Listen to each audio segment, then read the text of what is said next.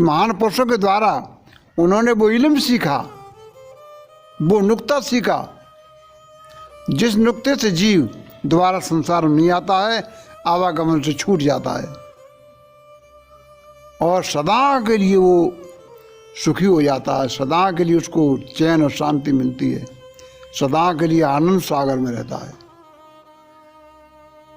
फिर दुख और कलेश कभी भी उसके पास नहीं आता है, ये संतों ने बताया है।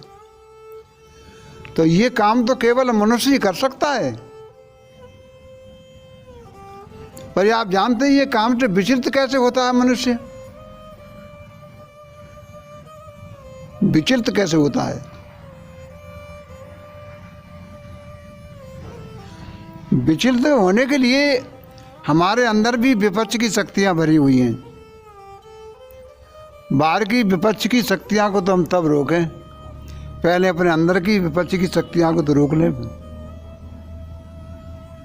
वो तुम्हारे अंदर की विपक्ष की शक्तियां उद्यम कर रही हैं, इनसे तुम्हें रोकना होगा इनको। बाहर की विपक्ष की शक्तियां इतना हमारा काम नहीं बिगाड़ सकती, इतना काम हमारे अंदर की शक्तियां हमारा काम बिगाड़ देती हैं। तो सब संतों ने पहले अपनी विपक्ष की शक्तियां अंतर हैं, अंतर से हटाया। आप देखे हुए माता बहनें सुबह अपने घर की सफाई करने के लिए झाड़ू पकड़ती हैं, तो पहले गेट के बाहर वो झाड़ू लगाती हैं कि घर में झाड़ू लगाती हैं? वो पहले घर में झाड़ू लगाएंगे, अंदर से। अंदर झाड़ू लगाने के बाद में वो बाहर उस कूड़े को लाएंगी, फिर वहाँ से झाड़ू लगाएंगे। झाड़ू लगाते लगाते बाहर की जो गेट है उस गेट तक कूड़ा इकट्ठा हो जाएगा, उसके गेट के बाहर भी कूड़े को वो आगे निकाल देंगे।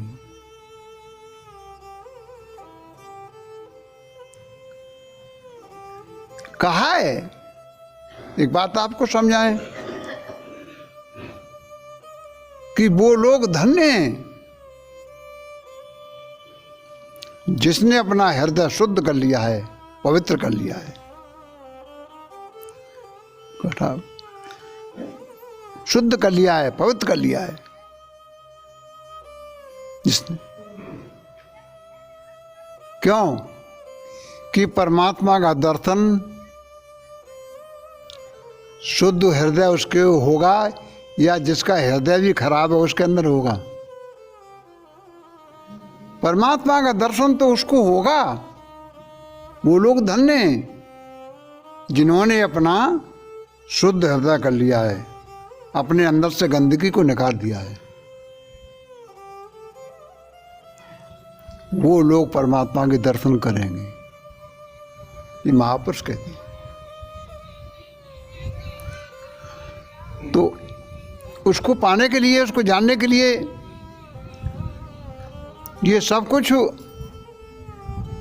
आप ही तो करेंगे, ये करेंगे।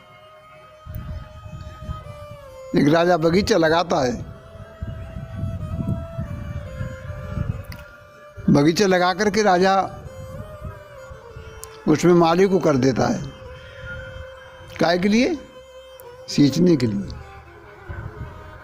माली देखता पौधों को, सवेरे जगेगा माली तो उसकी पौधों पर ही ध्यान जाएगा, कौन सा पौधा सूख गया, कौन सा पौधा मारा गया और कौन सा पौधा सही है। उसमें पानी भी डालता है, दवाई भी डालता है पौधों को बचाने के लिए। फिर भी पौधा जो है सूख जाता है, गिर जाता है, तो माली दुखी नहीं होता है। और ये पौधा जो बढ़ जाता है तो भी ज़्यादा नहीं वो फूलता। ऐसा क्यों? ऐसा यूँ कि वो समझ रहा है ये बगीचा मेरा नहीं है, मेरे मालिक का है।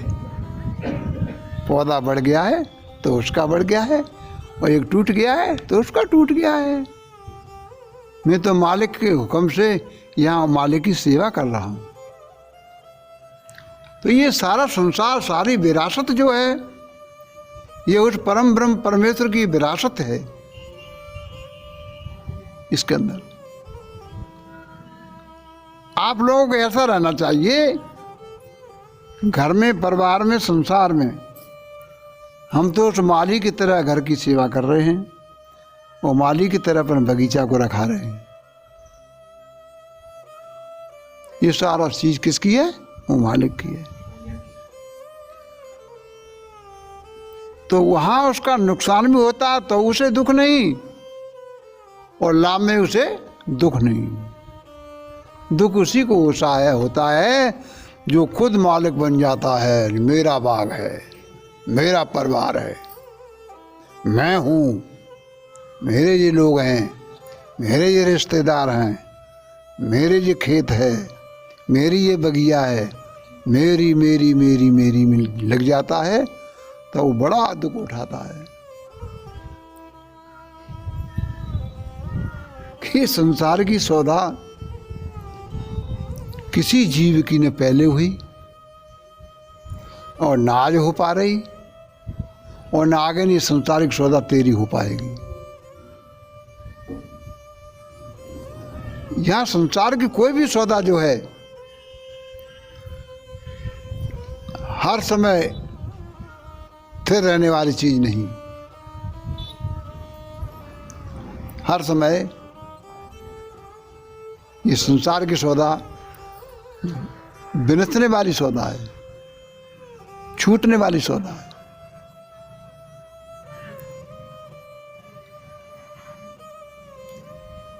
मृत्यु के बारे में किसी फकीर ने कहा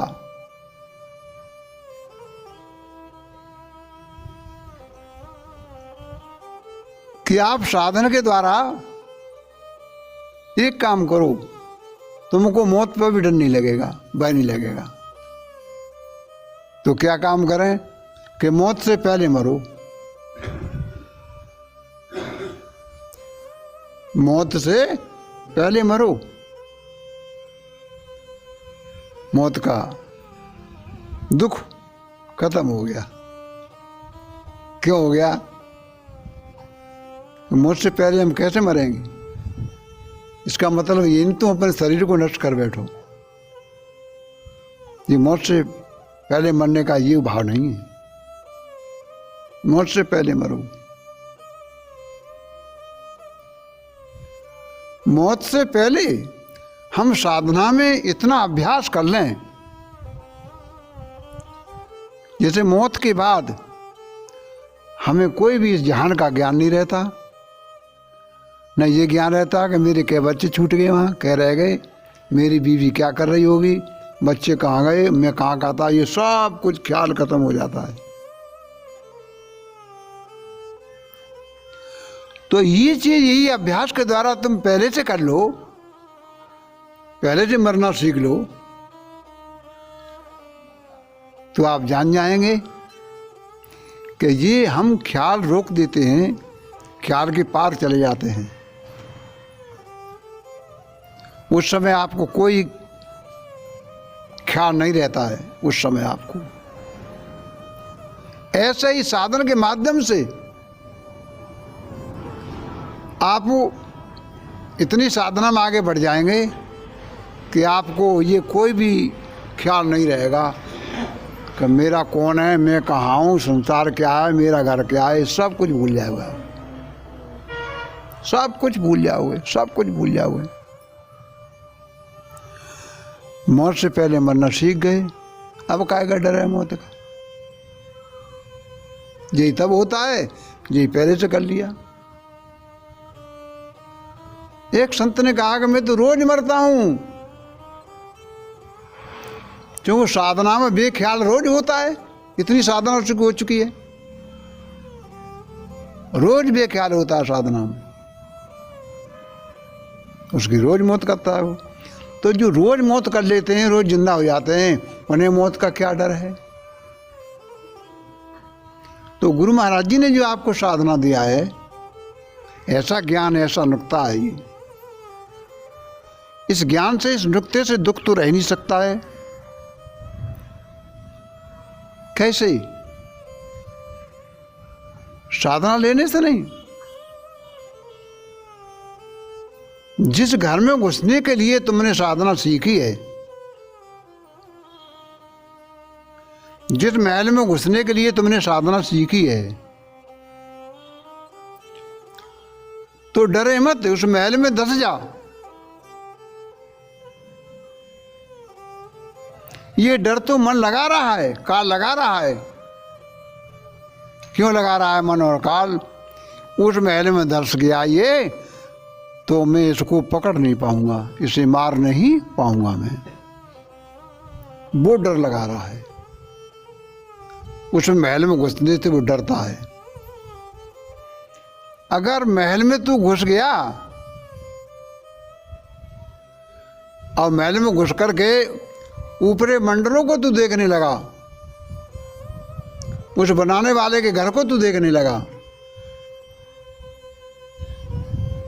तो किसी से कहा जाए कि भाई तू राम का प्यारा बनना चाहता है, तो लोग कहे थे कि मैं नहीं बनना चाहता हूँ। राम के पास जाना चाहता है, राम घर जाना चाहता है, तो 100 में तो कोई 2 एक निकलेगा। ऐसा क्यों? उसके दिमाग में, विचार में ये बात सोच सकता है वो क्या सोचनी चाहिए, क्या सोचना चाहिए कि मेरे घर से अच्छा तो राम का घर जरूर होगा। और तुम अपने घर के अलावा राम का घर भी छोटा समझ रहे हो, कम सुंदर समझ रहे हो, तो तुम काहे को जाओगे राम के घर?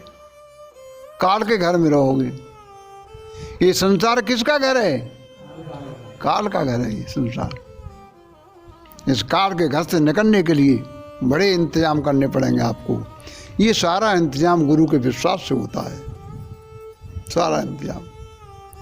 और गुरु कृपा से ही साधक साधना के माध्यम से, खोटे कर्म त्यागने के माध्यम से साधक अपने घर पहुंच जाता है। वो घर तुम्हारे पास है, घर घर ही में पाया। ये घर है, इस घर में तुम्हें अपना घर मिलेगा, इसी घर में तुम्हें अपना घर मिलेगा। ये भी घर तुम्हारा नहीं, ये घर छूटेगा।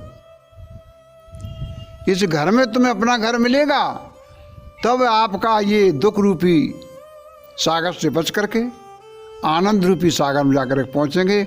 वहाँ आनंद ही आनंद है, दुख नाम की चर्चा भी नहीं होती है वहाँ। न मरने की चर्चा होती है, न किसी की चर्चा होती है। आनंद ले लो, सर्व आनंद आपके पास है, आनंद आपके अंदर है। जो भी शक्ति चीज़ है, परमात्मा चीज़ है, जो तुम्हारे दिल लगाम को चीज़ है आपके अंदर भरी हुई है, वो आपके ही अंदर मिलेगी। क्योंकि आपके अंदर वो शक्ति है, उस शक्ति से ही तुम्हारी कल्पनाओं की चीज़ भी तुम देख लेते हो, उसी शक्ति के माध्यम से। तो आप उठें, हम जगें, जगने का समय ये। फिर वो समय निकल गया तो कुछ नहीं। तो सत्संग भी सुन करके, वचनों को सुन करके हमें उसको कर्मों पर ढालना है।